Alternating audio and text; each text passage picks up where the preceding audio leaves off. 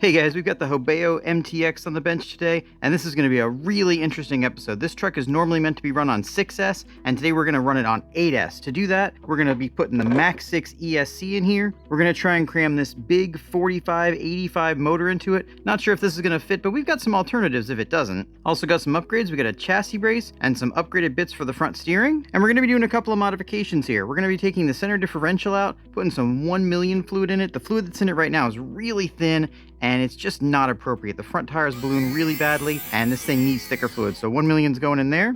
We're going to be putting some 900 CST fluid in the shocks, and I'm going to be doing a mod to my shocks I think everybody's going to want to do to their MTX. Got a few other bits and pieces I want to do to it. Then we're going to take this thing out and slam it on 8S and see how it does. Let's get started. Upgrades are in. I got the Max 6 in here. Unfortunately, this 4585 motor just would not fit in here. Too big in diameter and too long. I did get a 4082 motor in here. It's still going to be quite a bit bigger than this 4278 motor. They don't sound too different, but they're both actually 40 millimeters in diameter, and that 78 actually includes 4 millimeters of the sensor for this motor. This is definitely going to be a size upgrade. If you guys like these G2 hobby wings, make sure you get subscribed because I've got the new Max 10 G2 coming, and I'm going to be putting it in my V2 Outcast, and I think it's going to be an awesome video. We got 1 million weight in the center differential. We got 900 CST in the front and rear shocks. I also made another modification to these shocks that I don't want to talk about right now because I'm not sure it's going to work, but if it does work, I think it's going to be a really important modification that everybody's going to want to do, so make sure you stay tuned to the end of the video. I'll tell you about that assuming it works out. Like I said, 1 million weight in the center differential. We've got that new center brace in here. Not sure it's necessary because of how beefy this chassis is, but I had it, so I put it in. Let's get 8S in this thing and go bash.